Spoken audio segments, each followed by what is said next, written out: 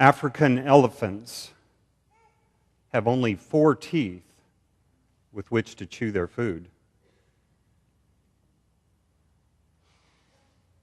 75% of wild birds die before they are 6 months old. The heart of a blue whale is the size of a small car.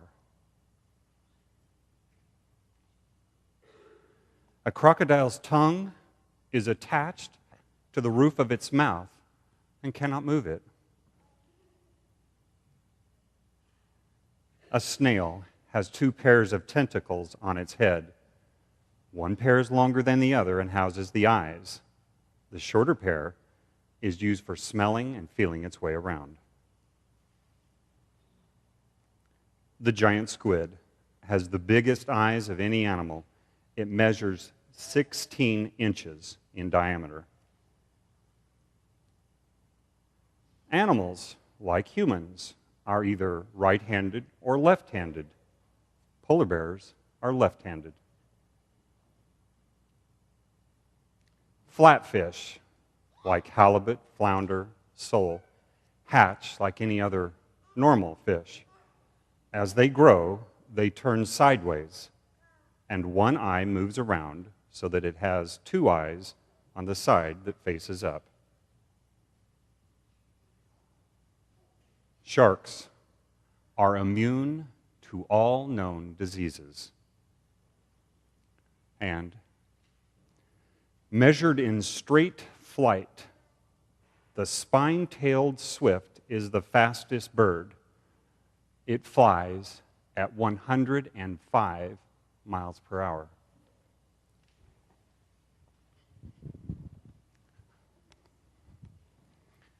For 10 years, I had been carrying a pager for the Port Angeles Fire Department. You always feared when it would go off, you would be toned out. You knew it was never for a celebration. Something tragic would be at the end. One weekend I had the pager and I was the sole chaplain. And it began buzzing and I was toned out. I knew the address. It was on the main street in Port Angeles, Washington, on the Olympic Peninsula. You always approach a house with a little trepidation. You're there to provide some help, maybe to provide a word of comfort or to do something very small. As a representative of the police and fire department, of course you're expected to act in a professional manner. As I came to the front door, the door was not shut, it was partially opened, and I could hear crying inside. Do I knock, or do I stand behind the door? So I eased the door open as I brought my badge out so that they could see where I was from. And as I did that, I saw a family gathered around a mother who had slumped in her early 60s, I'm guessing, next to the couch and had perished there. The family had lovingly taken a quilt and had placed over her shoulder and head. The family was coming and going, except one girl, a beautiful girl. I'm guessing she was in her early 20s. She was taller than me. And I happened to note that she had a uniform on. And I couldn't quite place where the uniform was, but I had seen it before. I didn't know what to say. You're barging in on someone's worst moment. They're glad to see you, and some acknowledge with just a nod. Some say thank you, but no one knows what to say. And I wanted with all of my being to offer something that would help this situation. Oh, if I could heal. Oh, if I could raise the dead. I wanted to say something. And soon it was apparent the family was taking care of themselves rather well outside of the lone girl. She walked outside. She sat down on a chair. I thought about sitting next to her, but I thought that's a little too much, so I sat on the steps, and I just turned and put my back up against the post to where I could see her. I could tell she didn't really want me to leave, but I could also sense I was to say nothing. What could I say? I'm sorry? Obvious. And for the first time in my life that I can remember, I said nothing. I would smile slightly. I would bring my eyes together to show the intensity of empathy, but I sat. I sat there for, I know, almost an hour. Now, I say this not to show myself as some great counselor, because I'm not, but to say that I had no words. I thought about often saying something, but it just would seem to fall short. And finally, she stood and said, I've got to go to work. And I thought the strength of this young girl. And then it dawned on me, the uniform was from a pizza place, one of my favorite pizza places. Then again, pizza is my favorite. So I went home, and one of the beauties of living in the Northwest is that you have roses throughout the year. And I cut some roses, placed them in a vase, and went in search of a pizza. I waited for the girl who was waiting on someone, and I thought, now I'll say something. We're not at her home. She obviously has great strength. She's ready to hear something, and I placed the flowers on the counter.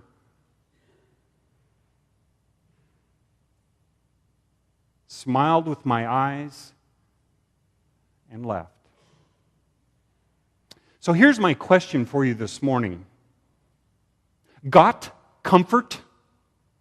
Do you have comfort? Is there comfort when there are no answers? You know, I would like to suggest this morning that the deepest comforts that you will ever receive come from the very hand of God, and they are not often attached to answers. So how can a person live with comfort when there are no answers? How can you sleep at night when life's difficulties hold your hope hostage? Now, I know full well that many of you have experienced devastating times in your family.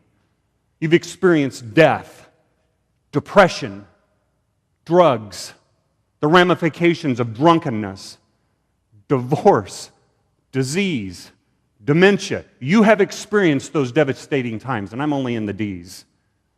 And I also know that you are well aware that there are well-intentioned friends who have on occasion attempted to provide to you what appears to them to be comfort. But at times what they say is of no real comfort. But you know, we listen. And later, when we're alone with our thoughts, we wonder if there's any comfort anybody in the entire universe can provide. People with whom I have counseled, people with whom I have attempted with all of my being and actions to comfort, have later told me they were overwhelmed by a sea of uncertainty and fear and wondered if they would ever again find comfort on this planet. Now, you may be wondering why I'm using the term comfort.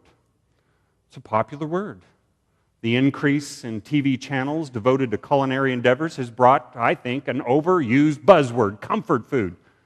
Personally, I find all food comforting. But this morning, I'm referring to a far different type of comfort, a comfort that is sought when seemingly there are no answers, no good reason, no possible good outcome. Nothing comforts the soul or the spirit, and hope escapes you. Now today, along Route 66, we're going to meet a fellow by the name of Job. And Job is going to share some of his insights in the crucible of crisis. The storyline in the book of Job is really rather straightforward. Job was a prosperous man, a wealthy man, but through a series of tragedies over which he had no control, he lost his daughters, sons, wealth, and all of his livestock. And then in the midst of that tragedy, he was struck by a dreadful disease that had him sitting in a heap of ashes, wondering why had it all happened. And then to make matters worse, Job had 3 uncomforting friends who decided they would come and bring him comfort. They basically told their friend that the reason the tragedies had come upon him was that he had, at some time in the past, had dishonored God and now had become the very object of God's wrath. And the storyline continues with Job sitting in the dirt with sores covering his whole body and tears coming down his face for lost children, and then enduring 3 thoughtless friends.